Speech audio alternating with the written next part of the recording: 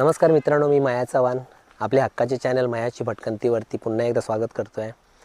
तर मित्रांनो, आज मी नवीन वर्षाच्या पहिल्या दिवशी बऱ्याच ठिकाणी भेट द्यायचा चंग बांधला होता। त्या पद्धतीने मी मंदिरांमध्ये फिरतो आहे आणि ते फिरत असताना मुद्दाम असं नाही, जाणून बुजून मी अशा एका ऐतिहासिक ठिकाणी आलो आहे जिथे आपल्या सगळ्यांची, अगदी तुमची माझी सगळ्यांची एक भावनिक नाळ त्या जागेशी जोडली गेलेली आहे। ती जागा आता मी तुम्हाला दाखवेनच।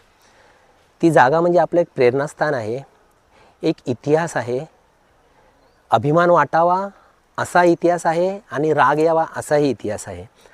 आपल्याच मराठ्यांमधल्या काही जणांनी गद्दारी करून आपले जे महाराज होते त्यांना मुस्लिमांना, म्हणजे मुघल सैन्य जे होतं त्यांना पकडून दिलं होतं। आणि तर तुम्हाला जी जागा सांगतोय ती जागा ही आहे ज्या ठिकाणी आपले छत्रपती संभाजी महाराज यांना इथे अटक झाली होती।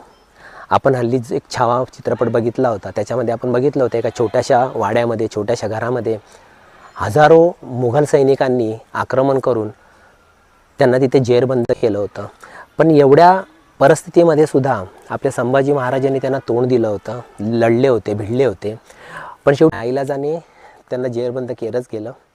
खूप वाईट वाटलं त्यावेळेला सिनेमा बघताना, आणि आज प्रत्यक्षात योग आला। आपण इथे येताना हे बघताना मन खरं तर दाटून येत आहे, शब्द फुटत नाही आहेत। पण तोडून तो वाडा बघूया। तर मित्रांनो, हाच तो वाडा आहे जिथे आपल्या संभाजी महाराजांना जेरबंद केलं होतं। आपल्याला आतून जितका शूट करता येईल तितका आपण करून बघूया।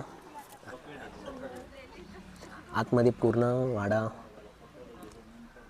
पडी कसा झालेला आहे, याची डागडुजी वगैरे नंतर काहीच केली गेलेली नाही आहे।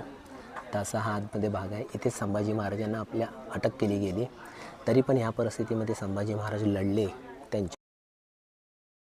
मित्रांनो, इथे आल्यानंतर फक्त एकच गोष्ट करावीशी वाटते, इथे नतमस्तक व्हावंसं वाटतं आहे आणि आपल्या छत्रपती संभाजी महाराजांना मानाचा मुजरा करून जी घोषणा होती ती आपण घोषणा देऊ शकतो फक्त, की ओम नमः पार्वती पतये श्री हर हर महादेव।